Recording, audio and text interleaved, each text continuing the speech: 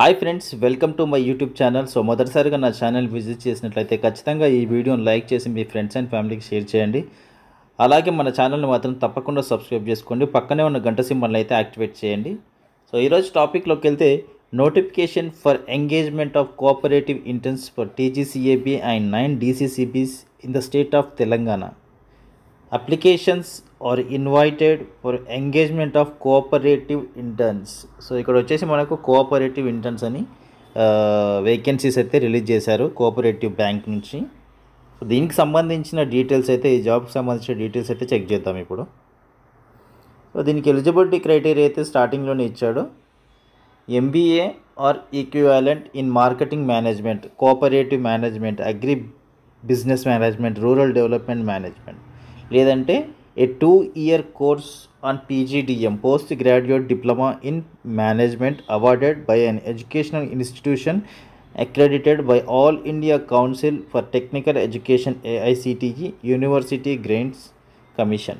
So MBA అయినా ఉండాలి, లేదంటే PGDM 2 years కోర్స్ అయినా చేసి ఉండాలి అని చెప్తున్నారు. So proficiency in computer and Telugu language is essential. So ఖచ్చితంగా కంప్యూటర్ మీద నాలెడ్జ్ ఉండాలి, అలాగే తెలుగు లాంగ్వేజ్ మీద కూడా మీకు మంచి నాలెడ్జ్ అయితే ఉండాలి అని చెప్తున్నారు.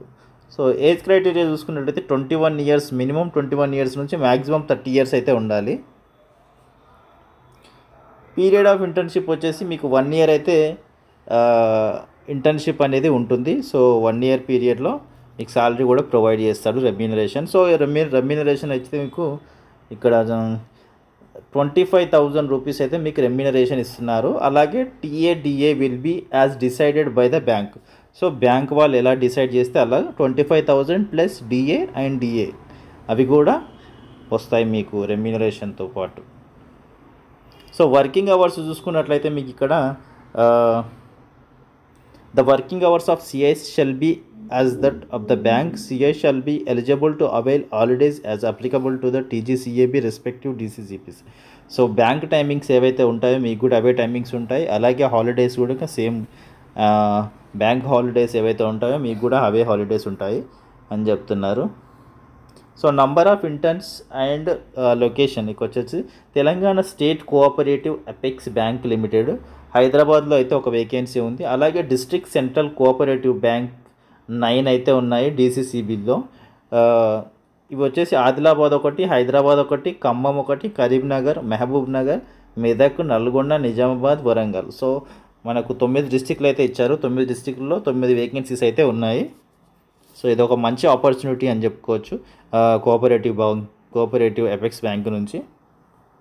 అండ్ ఫ్రెండ్స్, ఇక్కడ ప్రాసెస్ ఆఫ్ ఎంగేజ్మెంట్ అని, the candidate shall be required to submit the duly filled in application enclosed by speed post to the following address. So మీరు ఎవరైతే ఎలిజిబుల్ క్యాండిడేట్స్ ఉన్నారో వాళ్ళైతే ఈ అడ్రస్కి స్పీడ్ పోస్ట్ అనేది చేయాలి application form. The deputy general manager, human resource management department, the Telangana state cooperative bank limited, Roop Bazar, Hyderabad 5,01,000. So ఈ అడ్రస్కి అయితే మీరు వెంటనే స్పీడ్ పోస్ట్ అనేది చేయాలి. So a merit list will be drawn organization wise on the basis of marks percentage obtained in SSC, 10th, graduation, post graduation examination and additional qualifications if any. So మీకు ఈ merit list మీకు మీ ఎడ్యుకేషన్లో వచ్చిన మార్క్స్ని base చేసుకొని మీ selection process అనేది జరుగుతుంది. So ఎలాంటి exam అయితే లేదు మీకు.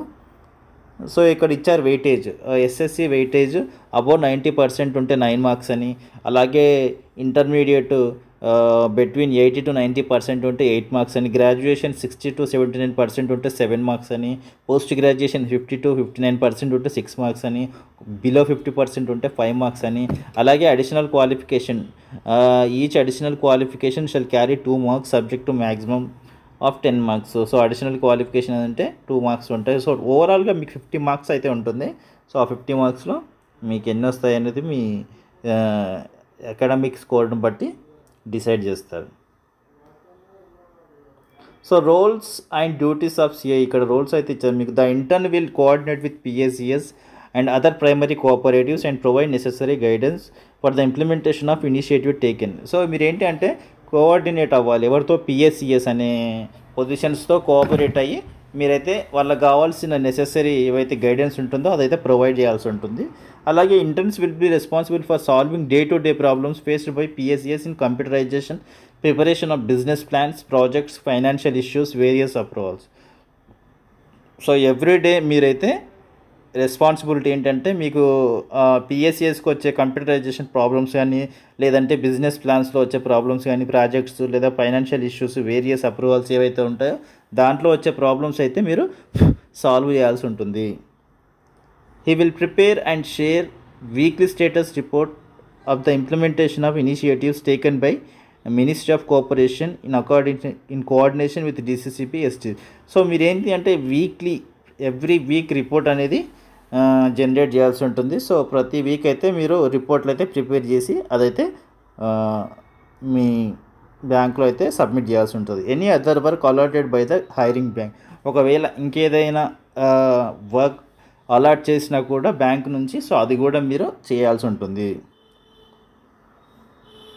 సో ఇది ఫ్రెండ్స్ కోఆపరేటివ్ బ్యాంకులో సిఐ ఇంటర్న్షిప్కి సంబంధించినటువంటి జాబ్ నోటిఫికేషన్ అయితే మంచి ఆపర్చునిటీ అని చెప్పుకోవచ్చు. సో ఎలిజిబుల్ క్యాండిడేట్స్ ఎవరైనా సరే అస్సలు మిస్ చేసుకోకుండా వెంటనే అప్లై చేసుకోండి. ఐ హోప్ ఈ ఇన్ఫర్మేషన్ అయితే మీకు ఖచ్చితంగా యూజ్ఫుల్ అవుతుందని అనుకుంటున్నాను. ఒకవేళ ఇన్ఫర్మేషన్ నచ్చినట్లయితే మన వీడియోని అయితే లైక్ చేసి ఛానల్ని మాత్రం తప్పకుండా సబ్స్క్రైబ్ చేసుకోండి. Thank you so much for watching this video.